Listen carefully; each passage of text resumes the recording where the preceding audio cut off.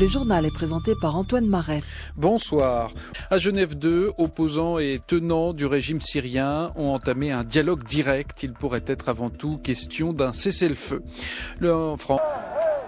À Genève 2, opposants et tenants du régime syrien ont entamé un dialogue direct, et ce après avoir frôlé un échec d'entrée de jeu. La délégation de la coalition nationale syrienne est sortie de la réunion du matin en évoquant la difficulté de s'asseoir à la même table que ceux qu'ils appellent les tueurs de Damas. Les émissaires de Bachar el-Assad, eux aussi, ont souligné la nécessité de mettre de côté les rancœurs. Cet après-midi donc ont débuté les négociations.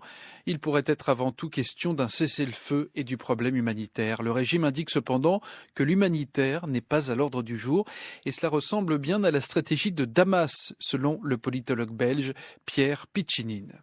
C'est difficile d'établir avec les données qu'on a une analyse de cette situation, de l'attitude du régime par rapport à l'humanitaire.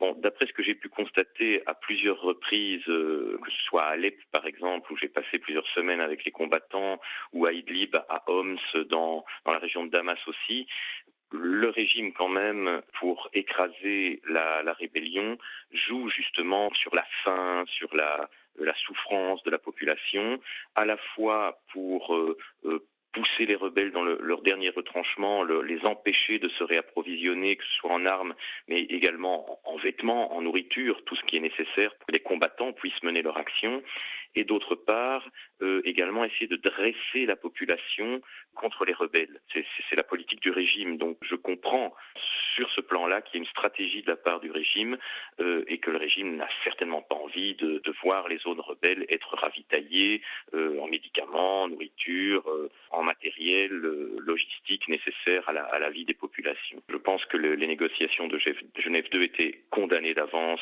à l'échec et ne font que le jeu du régime, qui n'a aucune raison de faire des concessions pour le moment, et surtout pas des concessions qui permettraient de donner un ballon d'oxygène, quel qu'il soit, y compris en matériel médical ou denrées alimentaires à la rébellion. Propos recueillis par Julien Lagache.